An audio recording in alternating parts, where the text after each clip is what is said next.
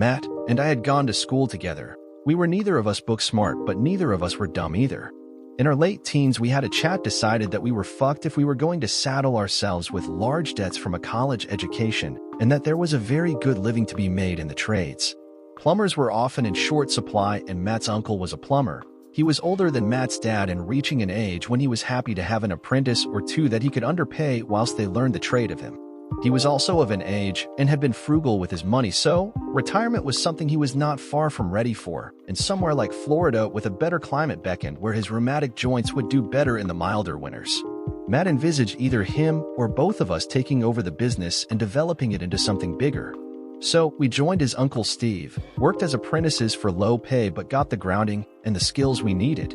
We had a plan, but before that we had all the trials and tribulations of growing up, making our way through the teen angst, the learning about life, learning about sex, and as important about relationships with both male and female friends. What made people become and stay friends, what people valued and made them want to be around you, being good company, loyalty, and the whole 9 yards. In school, we had each other's backs. Others soon learned that if they took on one of us, they took on both of us. We were not huge guys, but we were physically hard from sports, and we had each had our share of fights. I suppose our friendship solidified for all time one day when I was having hassle from 2 big football players and Matt cruised in swinging fists. Before they knew what was happening, we had teamed up to put both of them down, and after that we were inseparable. And nobody seemed to want to tangle with us anymore. When it came to the opposite sex, Matt was a bit of a player, liked to spread himself thinly, and seemed to rarely be without some lady on his arm. Me? I'm Jim, by the way. And I became infatuated with Kate in my first year out of school as Matt and I were learning the plumbing trade from his uncle Steve. I had met Kate in a bar one night, and we just seemed to hit it off. We liked each other and spent a lot of time together. Eventually it moved to the bedroom, and we discovered we were just as compatible there. Matt started to feel like a third wheel. He was not happy to have lost his wingman, but he said that I had done really well for myself, and that if I hadn't connected with her first, he'd have loved to see where he could have taken things with Kate. In company, we all got on together so well. It seemed like we were all family. It was not uncommon for Kate and Matt to hug fondly, and I thought nothing of it. We were buddies. You never have to worry about your buddy around you, girl, right? As life moved on, nobody more so than Uncle Steve, who retired, sold the business to Matt and I and headed to Florida. My parents had gone guarantor for a loan that funded my part in buying out Steve. Matt's money came as a gift from his parents, so I was the only one carrying a debt. I had married Kate 2 years ago, and life seemed pretty sweet, marriage good, business starting to thrive even more as we put effort into growing it. A little advertising, some social media with past client recommendations, and soon we were as busy as we could manage. The option was to hire more guys, but trained plumbers aren't always easy to find at rates we could afford to pay, so increasingly we were working longer hours. Kate was working as a clerk in a law office. The pay was okay, but she didn't really enjoy the work, and that there was a creep of a lawyer who tried to hit on her, but she fended off. Then she said that she was looking forward to starting a family. I wasn't sure when that would be. With my loan, we were doing okay, but it wasn't exactly a perfect time to lose her income. As my hours became longer and longer and we had no real chance to start the family, Kate began to retreat into herself a bit, and I started to worry about possible depression. I kept telling her that it won't always be this way and that happy days were ahead of us, but that didn't stop her unhappiness. Then one day, it was like someone had flipped a switch. Kate had a smile on her face and the tension seemed to be gone. I wondered what had happened, but was really just happy to see my wife smiling again, so did not overthink it. Soon, our stalled sex life sprang into life, with Kate seemingly recharged and pretty much in need of sex most days. Who amongst you would be bothered by that? Then one day I was bothered. Nothing dramatic, but suddenly she seemed more interested in weird fetishes. I was happy, but also caused a red flag as it was not her usual self. A few weeks later, and I needed to talk to someone. The obvious candidate, my best friend Matt. Matt and I met in the staging post, bought a couple of beers, and took a booth at the back wall. "What's eating you, buddy?" Matt asked. "You've been kind of off for the last few weeks. I've been waiting for you to talk to me. Didn't want to interfere." "I hope it's nothing, Matt, but it's about Kate. She was down, hated her job, and had a snake of a lawyer hitting on her at work. Then about 6 weeks back she changes. Happy as the day is long, and 2 weeks later, she's trying to screw me to death almost every day." "And your problem with a happy wife trying to screw your little boy off?" Matt said with a smirk. "Well, after a couple of weeks, I noticed that she has suddenly become very fond of new weird acts. Thing is, she's never really shown any interest before. It got me thinking, where the hell is this coming from? Is she learning new tricks with some other bastard? Matt said something and I caught a slight. What the hell did I say that for? Look crossing his face before he quickly recovered. It's all good, Jim. We stayed a couple of hours and drank some beers, but now I had two people who concerned me. I'm not an educated man, but I've heard of Occam's razor. When various solutions present themselves, the most obvious one is usually the correct answer. Over breakfast that Saturday morning, I said, "Top Kate, I have a lot of work on today. I'm just telling you I'll be away most of the day, so you can invite your lover around when I'm gone." Kate looked totally shocked, to the extent she couldn't form words. "You know, the guy who loves having his balls sucked? Want to tell me about him?" She ran to the bedroom, sobbing. I walked out to my truck. The jobs weren't going to do themselves. I had lied. I was only going to be working until lunchtime, and yes, the dumb bitch had fallen for it. When I got home, there was Matt's truck in the driveway. When I walked in, at least they weren't in bed. They were on opposite ends of the couch, a box of tissues between them, and maybe 40 bald, wet tissues on the floor in front of the couch. As I walked in, Matt rose to meet me. He had just managed Jim. When my fist exploded in his face, and he went down hard, blood streaming from his nose and mouth.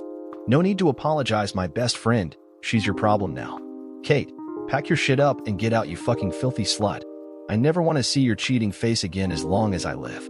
As she started to speak, I yelled at her, "I don't fucking want to hear your lies. Don't speak or I will really fuck your lover up badly. I'm just in the mood for some real destruction. Just pack some shit and get out. You can get the rest when I'm ready. Better still, I'll box it up and leave it at the office for you. I'm sure your lover will bring it home to you. Go." It took just a few minutes for her to emerge with a bag, and Matt had got himself as far as the couch, mopping up the blood with a few tissues. "Right? Fuck off out of my house. You'll both hear from my lawyer next week." I held the door open. Kate couldn't look at me, but Matt again tried to speak, so I gut punched him, and he got the message. Out they went into Matt's truck and drove off. I spent the rest of the day researching divorce, simple in our circumstances, and dissolving a company. Not so simple in our case, as I was the only one holding a debt relating to it. Lawyer time. Online, I made an appointment with a divorce lawyer and hoped that I could get someone to deal with the other problem on the same visit. I went to see my divorce lawyer, Karen King, and before getting into it, asked her what I needed to do to dissolve my partnership with the man fucking my wife. She told me that she would bring her husband Carl into the meeting. Company law was a specialty and both cases could be interlinked because the same man participated in each case. The divorce was fairly simple, rendered accommodation, each financing our own cars, and no kids makes it that way 9 times out of 10. The complication was the business. It started before I married Kate, and she had signed a prenup acknowledging the business as a non-marital asset. It had actually been Matt who had asked us to do that simply as a protection that the business would not be damaged if Kate and I didn't make it. However, my business partner was now linked in the breakup of the marriage, and no fucking way would he and I continue as partners. My problem was I owed significant money on the loan used to buy my share of the business. I'd taken a copy of the business agreement between Matt and I when we formed the company after taking over from Steve. Carl had read it and declared it very simple and not complicated to dissolve. Carl spoke about what I wanted. That was simply, one word, out. He laid out some options. "Jim, you can sell your half of the business. You don't have to sell it to anyone in particular. Do you want to keep the business running successfully, or would you like to damage it? If you wanted to survive, sell it to Matt. Make him pay dear for it. If you want to damage it, there is bound to be a larger company that would buy your half and then forcefully liquidate the business so their existing business would take up the slack, eat your company from the inside. The downside of that scenario is that your employees would probably come out of that badly. We now had 5 guys working with us. Good guys. I liked them all and ideally wouldn't want to see them hurt. The other option would be to walk away from it. Just disappear, don't service your debt, and let the business fail. Carl, that I cannot do. Much as I'd like to disappear and leave this shit behind me, my parents guaranteed that loan. I can't stick that to them. The problem is that Matt knows that he may try to use that against me. We closed the meeting. Kate was to be served divorce papers in 2 days at her workplace for maximum embarrassment. Matt was to be served notice of intention to dissolve the business partnership within 30 days and to invite him to make a satisfactory buyout offer. He too would have that in 2 days. Now I just had to sit back and wait. Next few days, I didn't go to work. I started to get calls from Matt, which I ignored. He emailed me, saying we had a business to run. Where the fuck was I? Work was stacking up and customers were bitching about missed appointments. I ignored that too. Frankly, I didn't have a single fuck to give about the business anymore. I just wanted out. The next day, my phone exploded with messages from "How could you?" from Kate to "What the fuck is going on, man? This is our business" from Matt. I sent each of them a photo of my raised middle finger, captioned "Fuck you." Kate had not even tried to talk to me since Saturday. She knew the levels of my disgust with her. She knew our marriage was fucked. Betrayal, but not just any betrayal. This was with my closest friend since childhood and my business partner. It can't get much worse. That evening, the two of them arrived at my house and made yet another mistake. She used her key to let them in. I flew at them and started punching Matt again. He pleaded with me to stop and didn't return any punches, saying, "Please, Jim, we need to talk," just as I again drew blood with a solid right to the mouth. I thought I heard the satisfying sound of a tooth breaking. Kate screamed, "Please stop, Jim. Please, we all need to talk." I looked at her with an icy stare and said, "That cunt is not welcome in my house under any circumstances. Neither are you. But you at least have some right to call here. Never ever use that key again. In fact, give me the fucking key now. You lost the right to come and go here when you became a slut for my ex-best friend. Now fuck off, both of you, before I do something I regret. Kate, if you want to talk to me, call my lawyer and make an appointment. I will meet you at her office. Not here, and I will not meet you anywhere with that backstabbing piece of scum you are in love with present. Now fuck off, both of you. Matt, I'll be in the office tomorrow morning at 8 a.m. sharp. I'll talk to you then in front of our staff. I'm selling my half of the business to the highest bidder. Cooper's Plumbing have already said they will make me an attractive offer." He looked furious and started to speak, but I cut him off and repeated that he needed to get out. I took the door key from Kate and locked the door behind them. If they didn't understand the depth of my anger before, well, they sure did now. I intended to break them both if I could. Did I mention that I used adultery in the divorce petition? It wouldn't matter other than to embarrass Kate. I intended that all our friends, family, her workplace, anyone I could think of would know she is a cheating slut. Whilst my anger was up, I logged onto Facebook and changed my status to separated and wrote the following post. "I want to announce the breakup of my marriage from my soon-to-be ex-wife Kate, due to her affair with my soon-to-be ex-business partner Matt. These two pieces of pond scum conducted the most treacherous betrayal possible, a wife with her husband's best friend. Why? I have no idea. I have simply kicked her out of my house and have not spoken to her other than to confirm that neither her nor the treacherous shit she now loves are welcome in my house. A divorce and the sale of my half of J&M Plumbing will happen ASAP. If anyone wishes to remain my friend rather than theirs, please do me the courtesy of never mentioning either name in my presence. They are both dead to me." Before the day was out, my Facebook page and my phone were pinging message notifications all afternoon and evening. I took only one call. It was from my father-in-law, also Jim, so I called him. "James, Jim, I've heard the news. It sounds serious, son. Is there anything I can say or do to help?" "James, thank you for your call. I'm afraid there is no fixing this. You could help by asking her to just complete the divorce papers and get this finished." "Jim, she is here tonight. She is heartbroken. She insists she was depressed and stupidly took comfort with your friend Matt. She insists that she only wants you. Will you talk to her?" "Not tonight, James. She knows I'll only talk to her at my lawyer's office. There's no coming back from this. I will never forgive either of them. If possible, I'd prefer never to see either of them ever again. Sorry, that is just how it is. James, I want to thank you and Martha for how you've always treated me. I'm sorry it's ending this way." "I'm sorry too, Jim. Goodbye for now." Next morning, 8 a.m. in our office, I gathered everyone together. I thought they all had a right to know what was happening and the possible effects on the company. Matt sat tight-lipped as I started.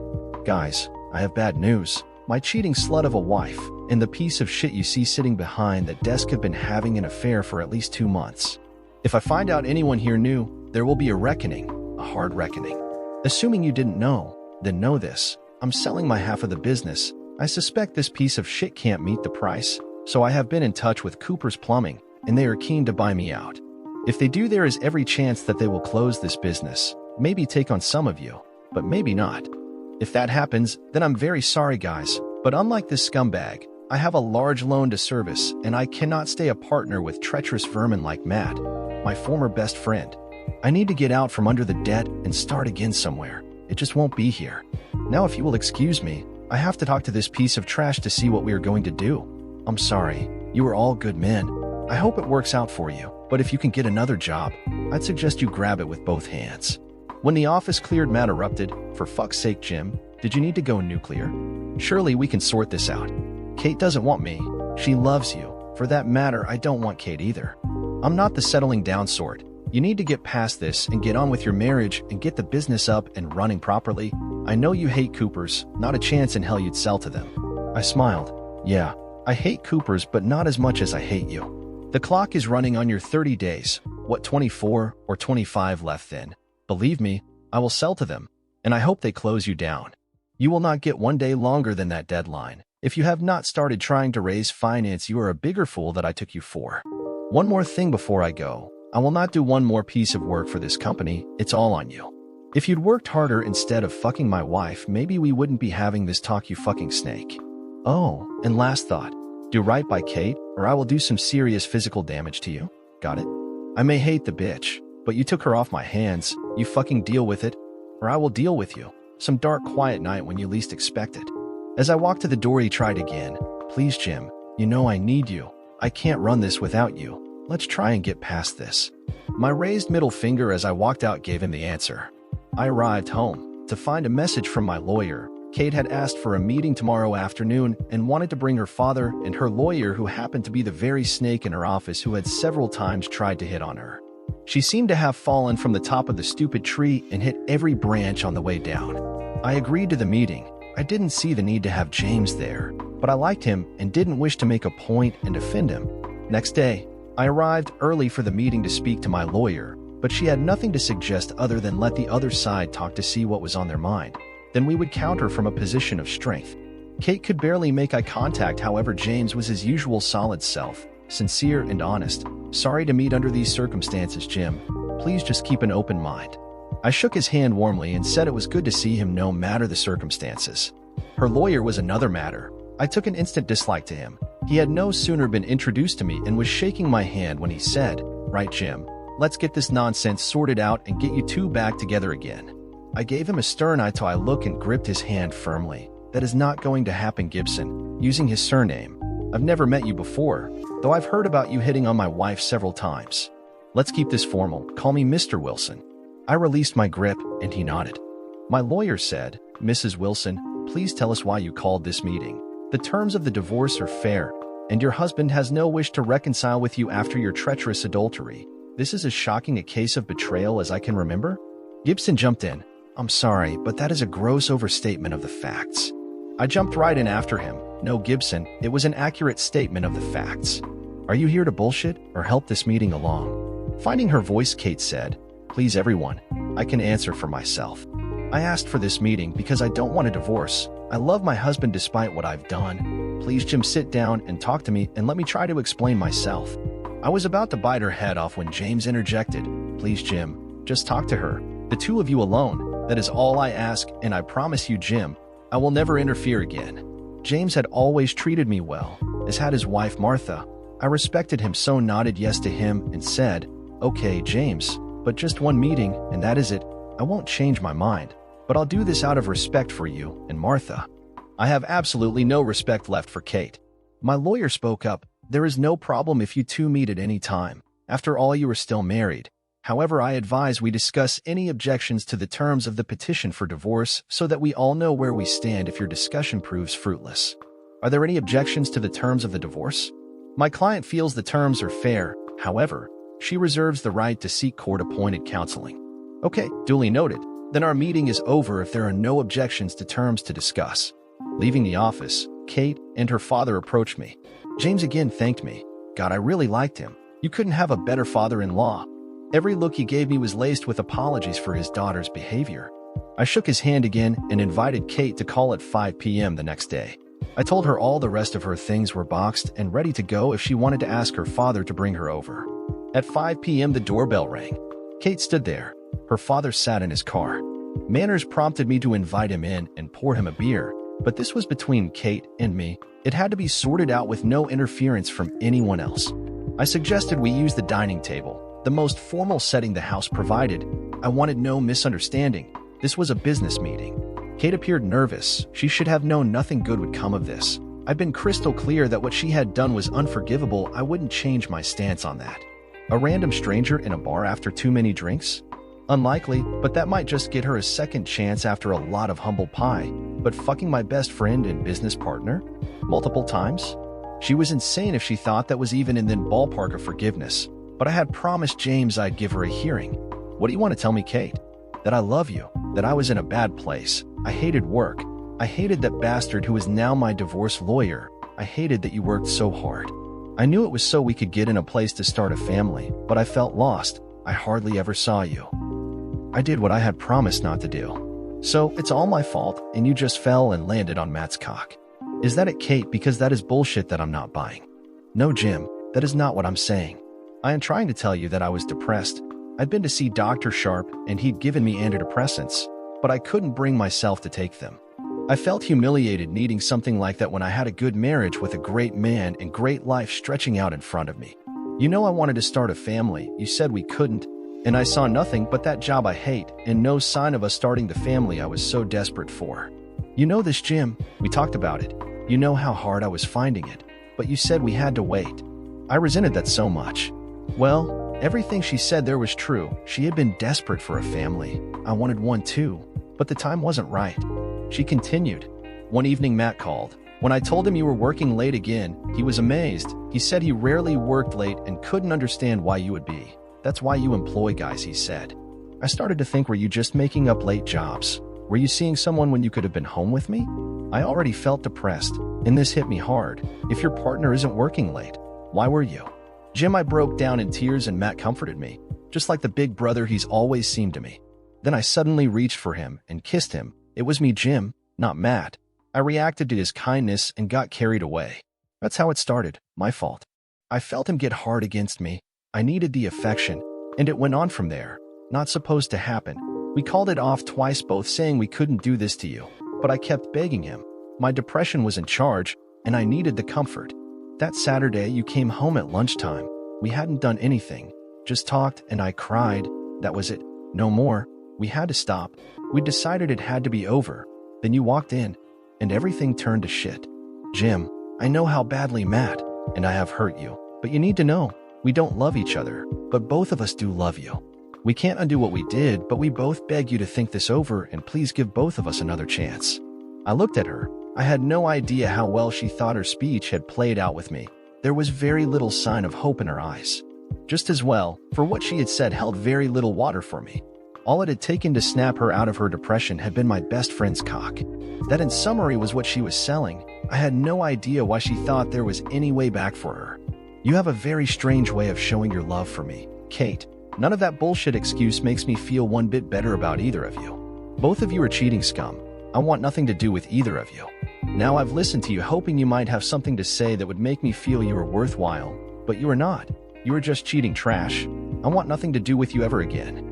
Then the tears stared again, but I was past listening, past caring. Just sign the divorce papers, Kate, then we can get on with our lives. I will never, and I mean never, forgive you. You don't seem to understand what cheating with my best friend means to me. It is the end, full stop, nowhere to go. Kate, I didn't think it was possible to fall out of love with you, but you have achieved that. I feel nothing but revulsion for you, pure unadulterated disgust. You make my skin crawl. I will never be able to think fondly of you again if I live to be 100. I led her to the door, and she sobbed all the way. I caught her father's eye and just shook my head sadly towards him. He nodded his understanding and got out of the car. Wrapping his arms around her, he softly said, "Oh, Kate, what a mess," and put her in the car. He came with me to retrieve the rest of Kate's things, and we loaded the car whilst she sat sobbing. Then he drove her out of my life. Again, James and I shook hands, now for the final time. In all honesty, I had a greater lump in my throat saying a final goodbye to this decent man than I'd had dismissing his daughter. I respected his calm support for her, but his acceptance of the inevitable, a good man who certainly had not raised his daughter to be a tramp. Now to deal with Matt. Halfway through the 30-day notice period, Matt called me. I really didn't want to talk to him, but both he and I plus 6 decent men had skin in the game, and the business had to be sorted out. Matt, what do you want? If it's not about selling the business, I'm hanging up. Relax, Jim. It's the business. I've spoken to the bank. How much are you looking for your share? 200 grand. What? You only paid 100 grand. Be reasonable, Jim. I can't pay that. I just don't have it. You know things are going well, but cash flow is tight. Are you fucking stupid, Matt? You can't buy it out of cash flow. You need to raise capital yourself. You are buying the business. It's not fucking buying itself. Shit, you are a dumbass. I'll be doing you a favor selling to Coopers. You'll run it into the ground. Jim, I've tried to tell you. I need you, and so do the 5 guys who work for us. I'm sorry for what happened. I'm truly sorry, but you have to help us, or we'll go under. I laughed at him. That is just what I'm hoping for my former best friend. 200 is what Coopers have offered me. If you beat it, I won't go back to them for a counteroffer. Not for you, understand that. I hope to see you bankrupt, but for the futures of the rest of the guys. I hung up. A week later, he called me again. I'm begging you, Jim. The maximum I can raise is $180,000. Would you consider keeping a small share? I hung up. As deadline day approached, Matt called again. Okay, I've got it. I'll give you the 200 grand. I hung up. What the fuck, man? I met your price, 200 grand. Why did you hang up? I told you that was Cooper's bid, that you had to beat it. Do it, or I sell to Coopers. Jim, for fuck's sake, tell me what I need to do. I can't raise any more. 200,005 will buy it. You want it? That is the price. Okay, you got it. I hung up. On deadline day, my lawyer Carl confirmed that the funds had been received.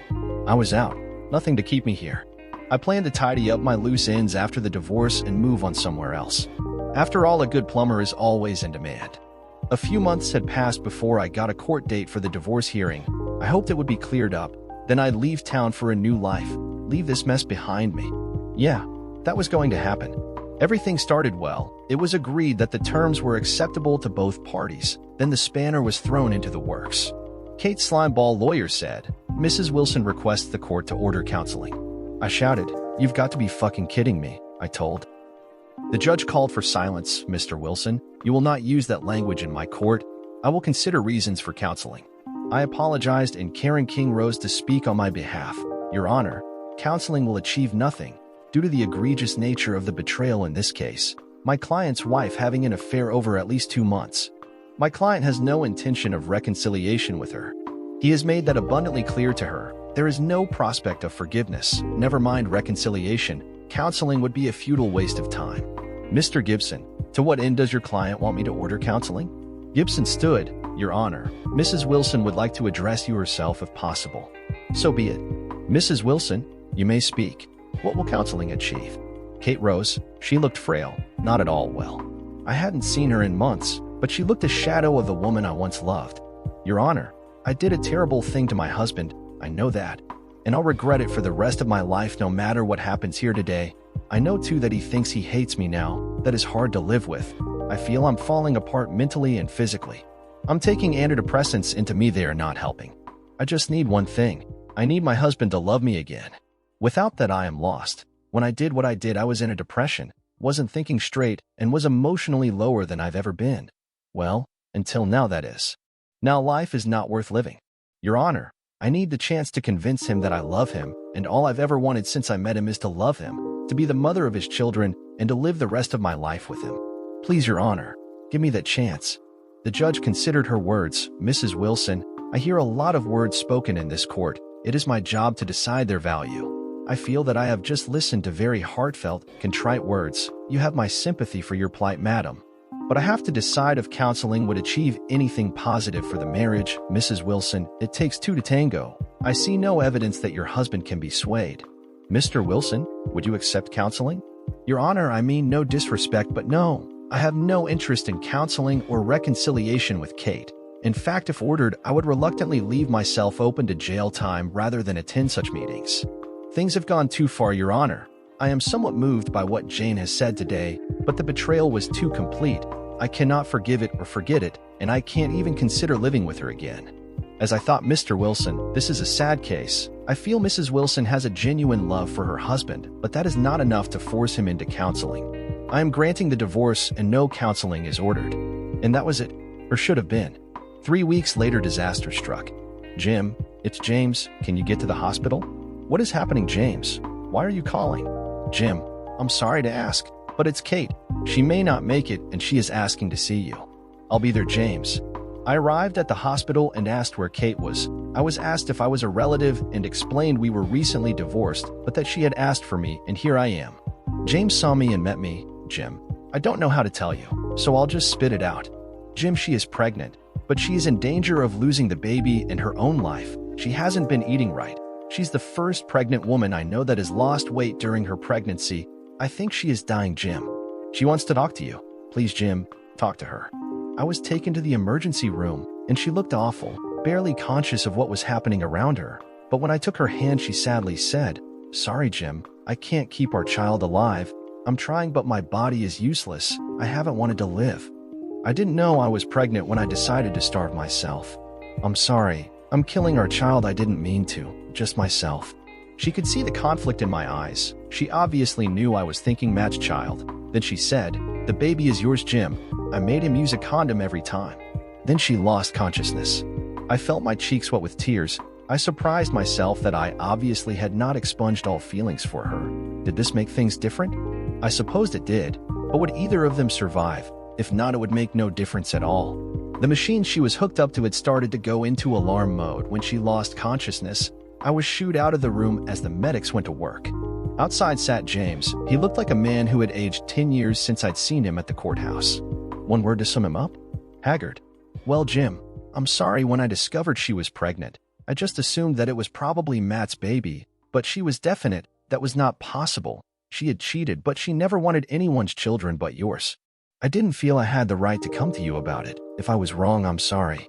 It's been tough trying to get her to take care of herself. Martha has surprised me, and not in a good way. She felt so let down by what Kate did to you. It seems like she isn't interested in her daughter. She seems to have given up on her. Jim, I don't want your sympathy. I'm just trying to explain things. I'm feeling between a rock and a very hard place. I'm at my wit's end to tell you the truth. Now this." I patted James' arm. He was a good man in a bad place due to the actions of others, trying to do the right thing for others. Even if he wasn't getting everything right, it came from a good place. I hurt for him. We sat for 3 or 4 hours. Then a doctor approached and asked who was the next of kin. James said, "You can talk to both of us together. What is the situation?" "Well, the immediate crisis is past and both mother and baby are hanging on, and gentlemen, I mean hanging on. Neither are in good health. I fear for the mother, but the baby, I'm afraid, may have health issues if it survives to full term. We will obviously be keeping her for the next number of days. We are going to work on getting her body back in some sort of better shape to support the pregnancy. Gentlemen, I'm sorry, but I have to ask, how has she become malnourished to this extent?" James explained the situation of the breakup and divorce, Kate's lack of motivation to keep going, and then belatedly discovering that she was pregnant. "Okay, so you, sir, are the baby's father, I assume?" Looking at me. So, it appears, doctor, but until a few hours ago, I knew nothing of it. If the child survives, I'll want a DNA test, and if it is my child, I'll step up to support it." I looked at James and added, "I'm sorry, James. I'll support the child, but I cannot get back with Kate. There is just too much hurt." The doctor looked at me seriously and said, "Sir, it may be none of my business, but I'll tell you this. So we are clear, it's really not my place as a doctor to say this, but man to man, I'll tell you. Judging by the condition of your ex-wife and what her father has told me, it would not be a surprise to me if you became a single parent within a year." I shrank into my seat. Great. A fucking doctor trying to guilt-trip me into taking her back. I said nothing for now. It turned out she was 6 months pregnant, and there was barely a suggestion of a baby bump. That poor kid must be having a hard time. Was it my kid? Quite possibly. It seemed likely that Kate, in her depressed state, had screwed up her birth control, and certainly we were having a lot of sex. Whether it was true or not that she had made Matt wear condoms, the number of times we had sex made me the likely father. If it was my kid, could I walk away? Would I want to walk away? What sort of relationship could I stand to have with the mother of the child? Life was becoming very complicated just when I thought I had extricated myself from my problems and was preparing to get out of town. Amazingly, mother and child survived under the specialist care they received once her pregnancy and difficulties were understood. The baby was born a little over 4 pounds, very light, but much lighter babies had survived and thrived, and the child, a boy, was surprisingly otherwise healthy. Kate gained weight under supervision and came through relatively undamaged, though there was a question on what damage she may have wrought on herself and her future ability to conceive. Unluckily, from my viewpoint, a DNA test confirmed that I was the father of the child, a complication I had dreaded for the last 3 months since becoming aware of the possibility. I'd always thought fatherhood would have been one of the joys of my life, but the experience was seriously tainted. It appeared likely that this would mean a lifetime involvement with a woman I could no longer tolerate. Nothing had changed. I had no wish to ever see her again, much as I hadn't wished her dead when that was a real possibility. 3 or 4 days after the birth, James once again was the one to contact me. "Jim, I'm calling about the baby. Kate wants to know, do you want to have a say in deciding the boy's name?" "James, I hadn't even thought about it. We're divorced. I didn't expect to be consulted. One thing I would like is that she doesn't use my surname. Perhaps she can use your name, Kelly? Does that sound reasonable?" "Jim, I'm sorry, but I think you need to talk to her. She is still calling herself Kate Wilson. It could cause problems for the child if its name was different from both mother and father. Besides, don't you want to see your son, Jim?" I hesitated, thought about it, then decided this was something I had to do. "She's still staying with you, James?" "Yeah. Okay. I'll come over tonight after dinner. 7 p.m., okay? See you then, Jim." I arrived on the dot of 7 and James let me in. I hadn't seen Martha in many months. She looked drawn and suddenly a lot older, just as James had. Two good people put in a difficult position. Martha hugged me and whispered in my ear, "It's not how we raised her, Jim." Then they left me alone with Kate and the baby. "Hello, Jim. Thank you for coming. Would you like to hold the baby?" It wasn't the little guy's fault. I took him in my arms and looked at him. Big mistake. I suddenly felt what parents are supposed to when they hold their child. The emotion took over and I found it hard to breathe for a while. He looked up and gazed into my eyes. I had no idea what he was thinking, but it probably revolved around a familial recognition of sorts and a need for protection. I was hooked. I started to smile at him. Shit, I had no idea if this was what she expected to happen, but she too was smiling. "Cute, isn't he?" I nodded in agreement, then my heart broke. Again, fuck it, Kate. Why did you do this to us? We could have been perfect. This could have been our dream, the best days of our lives. She teared up and said, "We still can be, Jim. Can't you learn to forgive me?" I was seriously unwell. I made a really bad series of choices. "Please, Jim, please try." I tried to hand him back to her, intended to flee and not come back, but she wouldn't take him. "Damn it, Kate, take your son. I need to get out of here." I was close to panic. "No, Jim, we need to talk. If nothing else, the boy needs a name, but you are not a coward. You have never run from anything. Please talk to me. We have to work things out for his sake and ours too." I sat down again, still holding my son. This was going to be difficult. I was lost and had no idea what to do. Having looked into his eyes, I knew I couldn't abandon him. "James Kelly Wilson, how does that sound?" I said quietly. She smiled and said she liked that, the two best men in her life. It was on the tip of my tongue to ask if she didn't prefer Matt as a name, but I held it back. "Kate, I have a problem. I want him in my life, but I don't want you. I'll never forgive what you did, whether you were ill or not. You did that and did it repeatedly with my former best friend. I can't live with that, Kate, and I can't live with you. I can't live with someone I don't love. You need to think of some way we can work with this. I'll support my son, but that's it." Having sold my share of the business and planning to leave town, the arrival of a son made me reevaluate. I was going to hand around in the short term at least. So although I still had a lump of money after repaying my loan and having my parents' guarantee canceled, I needed to work. Plumbing was all I knew, so I set up as a sole proprietor. I had my truck from J&M Plumbing and had a side rider redo the decal. The new business was Jim Wilson Plumbing. I put a cheeky ad on former managing partner of J&M Plumbing. If Matt didn't like it, he could spend money suing me if he could afford it.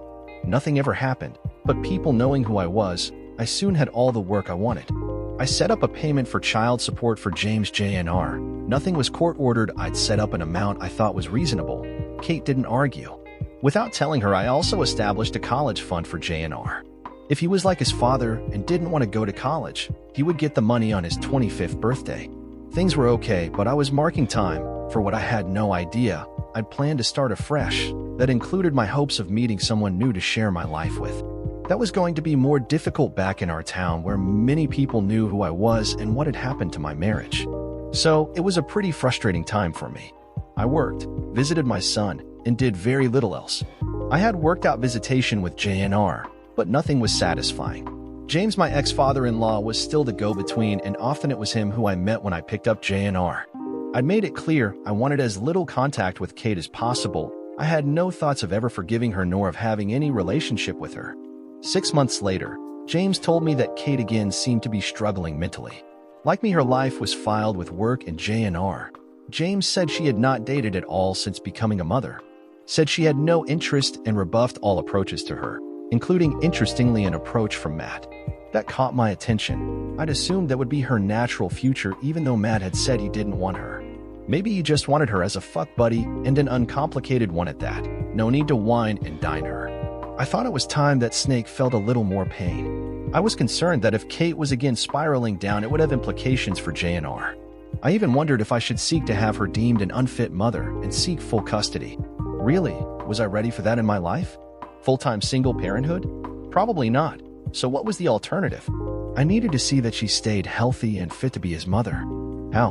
Whatever way I looked at it, that seemed impossible without me having a lot more dealings with her than I wanted, than my wounded pride would allow. She had cheated on me. I couldn't possibly get past that. Forgiveness? Forget it? Surely? Of course. You know where this is going, don't you? Guy gets cucked. Divorces wife. Wife is pregnant. It's his kid. He takes her back.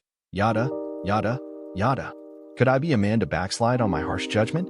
I never thought so, but life sometimes throws odd things at you, circumstances you'd never expect to face. Surely the core of our humanity is adapting to our changing reality to survive. Shit.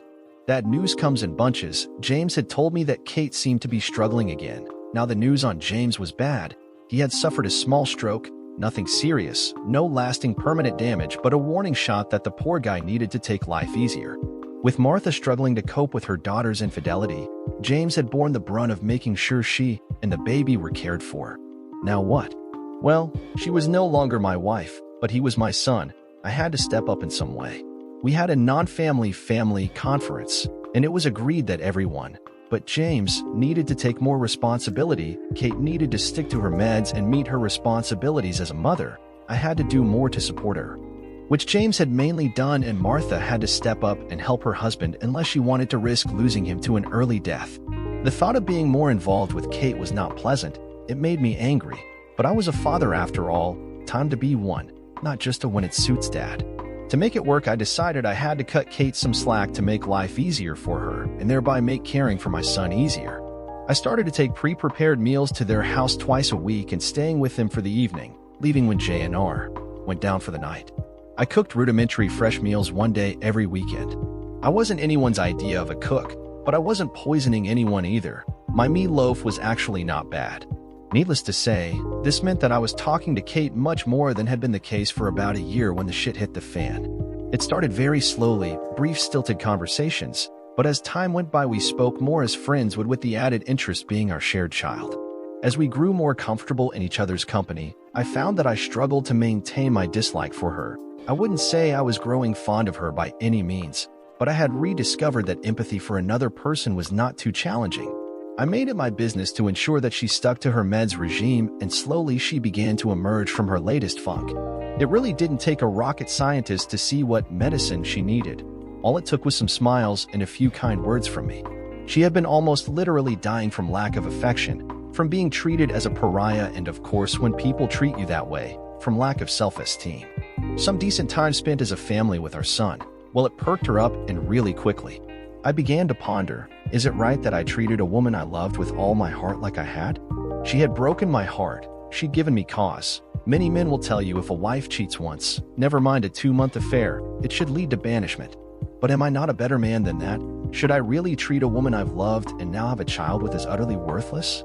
I began to think that much as I had been wronged, perhaps I'd overdone the retribution on her. After all, I'd beaten my ex-friend badly on 2 occasions. I'd put him in financial difficulties by threatening to sell the company to an aggressive buyer. I'd opened a new business and taken several customers. He'd paid. I might yet make him pay more and pay regularly, but I'd certainly punished my former friend. Should her punishment be so much more complete than his? Well, of course, we had been married. She's lost that. She'd had to move back in with her parents. She was stuck in a job she hated, now with no end in sight, and of course, she had lost the love she claimed was the only one she wanted, and as she never dated. She was living a lonely life. She'd suffered, we all had. Kate, Matt, and I had all had our lives turned upside down. There were no winners in what had been a very tight friendship trio, now irreparably ripped asunder. Matt was dead to me. I thought Kate was too until the complication called JNR arrived. I'd had a measure of revenge on both sinners. When was enough? Enough? At one stage, I thought the answer to that would be right about the time that hell froze over. Now, I had some doubt. I had a son to think of, a complete innocent. I had to man up for him. His mother was borderline depressed since her affair and my discovery, certainly since our divorce and her pregnancy when both she and JNR could have died. I was reminded of the words that doctor had said, man to man rather than as a medic, words to the effect that I could be a single parent within a year, giving a clear warning that Kate was a potential suicide, either deliberately or by default and simply not taking care of herself. To top it off, one of the best men I'd ever met, my ex-father-in-law, James, had almost run himself into the ground and ruined his own health by trying to take care of everyone else's problems. Yes, time to man up indeed. I needed to talk to Kate to make sure she understood exactly what I was proposing. I went to James and Martha's house earlier than usual the following Saturday. I needed time to talk alone with Kate before making my usual meatloaf for everyone. James and Martha discreetly gave us space, taking JNR with them. Kate, I have been thinking, what we are doing is not giving James the best chance to recover his health. Quite frankly, he doesn't need the hassle of you and JNR under his roof and me being here 3 nights a week. So I have a plan. I'm thinking you, me and JNR, should find somewhere to live. I see you smiling, but don't get this wrong. You need to understand that this will be a purely platonic relationship. I've not suddenly got past what you and that lowlife Matt did to me. I am rationalizing what it means now in our new circumstances, but it is neither forgiven nor forgotten. It almost certainly never will be. I'm suggesting this purely out of care and respect for your father, who has never been short of wonderful to me. This is not for you, although I think it will result in it being easier for both of us to give JNR the care he needs. I've also accepted that your issues need someone to keep you straight with your meds, and I'm prepared to be that person for the benefit of our son who needs both of his parents. If you form a relationship at any stage with another man, this setup would be finished. We are divorced, but I will not be your babysitter while you go out and fuck other men. Is that clear, and can you live like I'm describing? Kate couldn't keep the smile off her face. Yes, Jim, I would agree to anything to be with you and JNR every day, but I do accept that you are setting boundaries. I will abide by anything you wish, but I tell you, we may be platonic, but it will not stop me trying to get your interest again. I'm not talking of flaunting myself. I'm talking about behaving like a good wife should do, minus the sex, unless you ever change your mind. If you do, you will find me willing. If not, I'll take whatever relationship is available with you. And so, we got a place and the 3 of us moved in. It was a tense way to live. 2 people who had been so much in love, one claiming she still was, but leading a celibate lifestyle together. Then for Jim, being 24/7 with his son was both a delight and a challenge. Apart from work, JNR seemed to take every waking hour until he went down for the night. Fortunately, JNR was a great kid. Despite the problems in pregnancy, he seemed incredibly healthy. Before long had reached the supposed perfect weight for his age, and he slept almost every night for a long 8 to 9 hours. The sort of kid dreams are made of. Awake, he was a great little bundle of energy. As time went on, he walked at 10 months and was speaking a handful of words at 14 months. With their domestic life seemingly appearing perfect, despite Jim's continued distrust of Kate and sometimes blatant antipathy towards her on bad days, a stranger would have considered them a normal, happy couple. Of course, in their 3-bedroom house, everyone had their own bedroom, the adults using theirs to make the best of relieving the frustration of a celibate lifestyle. Jim knew that he was not bound to celibacy as he insisted in for Kate, but something kept him from looking elsewhere. He had decided if he did get involved with someone either short or long term, he would keep it away from the house. James was now more like the man they were all used to, with the respite of not having to be primary carer for Kate and JNR. He was to all intents and purposes back to himself and being the strong figure who had helped his family through a big crisis. Martha too appeared to be emerging from her funk with Kate. Of course, it was not a situation that could last. It was contrived. 2 people in their early 30s leading a celibate life. Well, of course it wouldn't last. It was Kate who cracked. She had her sex toys and got herself off regularly, but she missed having proper sex with a real man. She'd noticed Jim becoming edgy and a bit withdrawn over a couple of months. The controlled, emotionless living arrangements they had grown used to were clearly wearing him down. Kate decided to address the elephant in the room. Jim, I love you, and I know you as well as you know yourself. I've never seen you so frustrated. I'm scared of what it might do to us. These last 9 months have been a big relief to me, getting to live with you again, even if the lack of anything physical between us is killing me with need. If you go off the rails, I'm so scared that I can't cope without you. Jim understood that she had called it right, but he wasn't about to confirm it. He grabbed his keys and said he'd be back later. In all the months since they had moved into the house, this was the first time he had gone out before JNR was down for the night, another sign that the pressure cooker was getting dangerously high. Without any thought, he gravitated to a bar, the staging post, where he often hung out with Matt. It was the best part of a year since they had talked. Jim hoped it would be many more years without seeing his former best friend, but he'd got it wrong. This was not the place he should have come. He was no sooner at the bar when he caught sight of Matt in a mirror behind the bar. Matt was making his way towards him, and Jim was about to turn and leave, but too late. "Can I buy you a drink, stranger?" Matt asked, holding out his hand, offering to shake. It was clear this was Matt holding out an olive branch. Jim had no intention of accepting. "Get the fuck out of my face, traitor. Come on, man. Get over it. I've told you 1,000 times I was a fool, and I was wrong. I am genuinely sorry, Jim. Please have a drink with me. I hear you and Kate are back together and have a kid. That's great news. I'm delighted for you." "Fuck you, Matt. We live together. We are not back together. We never will be because of you. But yes, we share a son. We are not married and never will be again. You saw to that, my best friend. I thought you would have made your moves on her. Then I remembered you're the sort of creep who wants to dip his wick but hasn't the balls for a long-term commitment. Jim, when you divorced her, I did try to get with her again. I was willing to commit long-term. I decided she was worth the effort. But you know what? She told me that you are the only man she wants to settle down with. You get that. You dumped her. You told her you hated her. But Jim, she loves only you. If you weren't such a hard-ass, you have a woman who knows she fucked up but will never do it again. Jim, I know I am probably the worst best friend in history, but after all our years together, I only want what's best for you. That's what Kate is, the best thing you could have in your life. Now I know I'm probably making you angry, and if you want to take me outside and beat on me again, then like every other time, I won't throw anything back at you.